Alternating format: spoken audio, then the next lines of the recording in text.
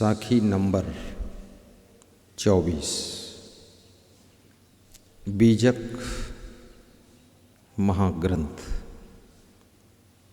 विरचित सदगुरु कबीर साहब। रंग ही ते रंग उपजे सब रंग देखा एक, कौन रंग है जीव का ताका करो विवेक। रंग का अर्थ क्या होता है? रंग माने रंग होता है। कौन सा रंग आप जानते हैं? लाल रंग, पीला रंग, हरा रंग, काला रंग, नीला रंग। दुनिया में जितने रंग हैं उसी को रंग कहा जाता है। तो साहेब कहते हैं रंगों से ही अन्य रंगों की उत्पत्ति होती है। मुख्य तो 4 रंग होते हैं, 4 रंग से 40 रंग बना सकते हो। तो साहेब कहते हैं रंग ही ते रंग उपजे, सब रंग देखा एक।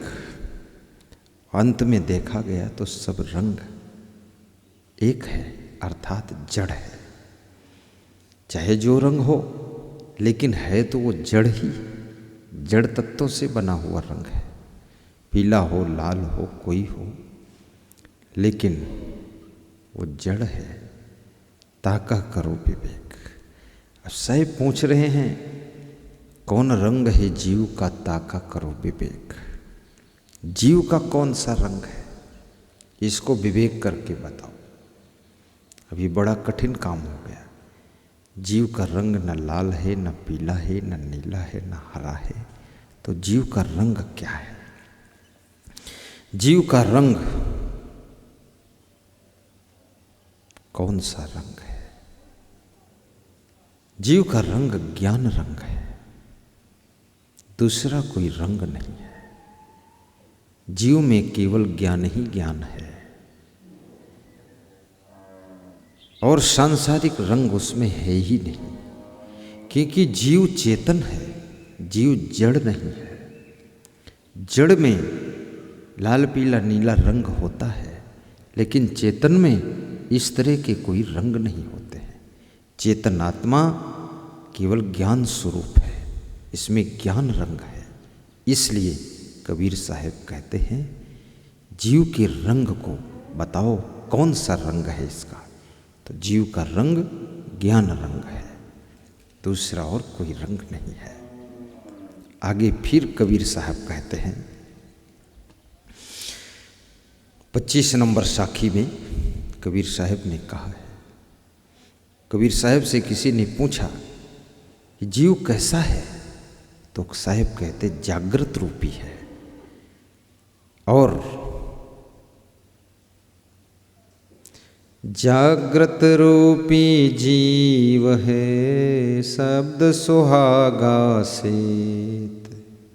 जर्द बुंद जल को कुही, कहें कबीर कोई देख। जागृत मीन्स होता है जागा हुआ, अर्थात जो ज्ञान में जागा हुआ है वही सचमुच जागा हुआ है। रूपी माने रूप का, रंग का। सुहागा माने सुहागा, एक क्षार होता है, एक द्रव्य होता है जो सोना गलाने का काम आता है, उसको सुहागा कहते हैं। और इसकी दवाई भी बनाई जाती है, सुहागा। सेत माने होता है शीतल, अर्थात जड़ बुद्धि, अर्थात अज्ञान। जर्द माने पीला होता है, अर्थात रज। बुंद माने वीर्य और जल कुकुही, जल कुक्कुट, अर्थात एक जल पक्षी, जल का फेन अर्थात शरीर। बहुत अर्थ इसके बताए गए। जीव ज्ञान रंग का है, जागृत रूपी जीव है। जागृत का अर्थ होता है जो जागा हुआ है। जागा हुआ वही है जो ज्ञान में है, ज्ञान में जो है जागा हुआ आत्मा है। और परंतु शब्द सुहागा सेत, भ्रांति एवं विषय वासना पूर्ण शब्द रूपी सुहागा पाकर यह शरण में चेतन जीव अपने पद से विचलित होकर, स्वरूप से विचलित होकर, ज्ञान से विचलित होकर जड़ बुद्धि अर्थात अज्ञान में खो जाता है, अर्थात ये संसार की विषय वासनाओं में भटक जाता है। अतः जर्द बुंद जल कुकुही, अतएव कर्म और वासना के वशीभूत पिता के वीर एवं माता के रज में मिलकर जल बुदबुदा रूप शरीर को धारण करता है। जर्द बुंद जल कुकुही, कहीं कबीर कोई देख, सदगुरु कबीर साहब कहते हैं इसको बिरला कोई समझता है, क्योंकि ये जब मनुष्य की आत्मा संसार की विषय वासनाओं से ग्रसित होती है तब ये माता पिता के रजवीर्य के माध्यम से पुनः शरीर को निर्मित करता है ये जीव जा कर के, और फिर इसका जन्म होता है। इस बात को समझो।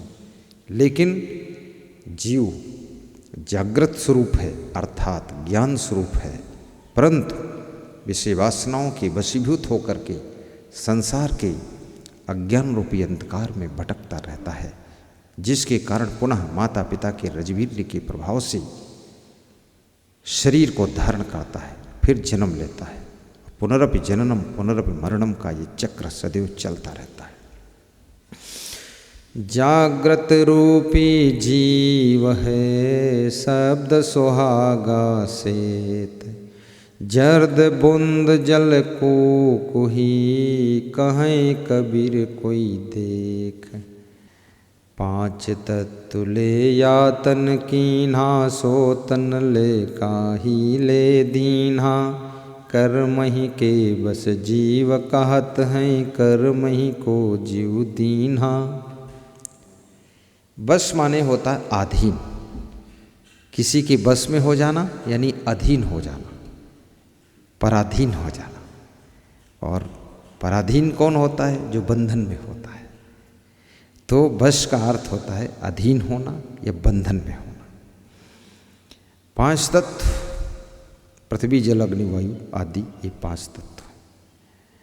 तो साहब क्या समझाते हैं कि पांच तत्वों को लेकर के ये शरीर बना है, शरीर की रचना हुई, उत्तम मानव शरीर तैयार हुआ है। सो तन ले काही ले दीन्हा, परंतु हे जीव तूने इस मनुष्य रूपी शरीर को किन किन कार्यों में दे दिया है, कहाँ कहाँ इसको झोंक दिया है।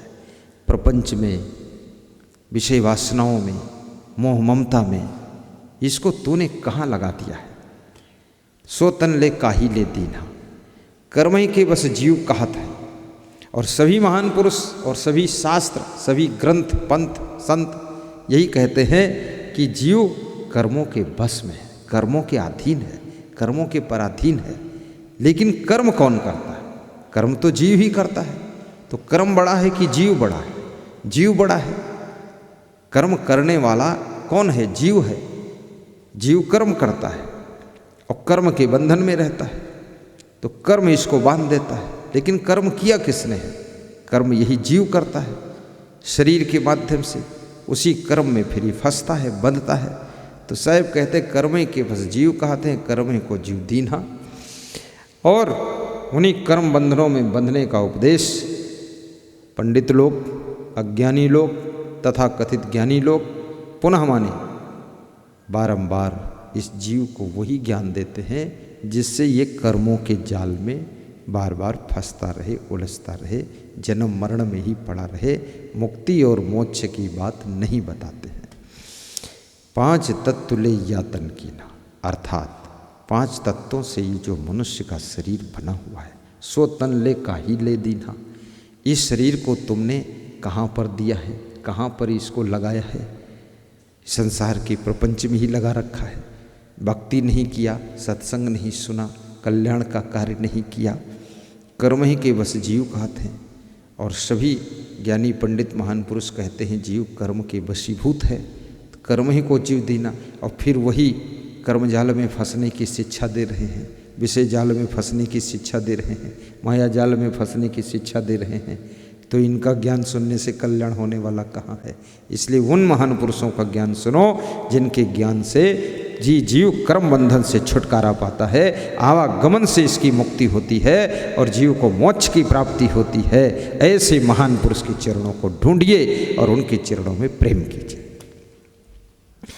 5 तत्व ले यातन कीन्हा, सो तन ले काहि ले दीन्हा। कर्म ही के बस जीव कहत हैं, कर्म ही को जीव दीन्हा।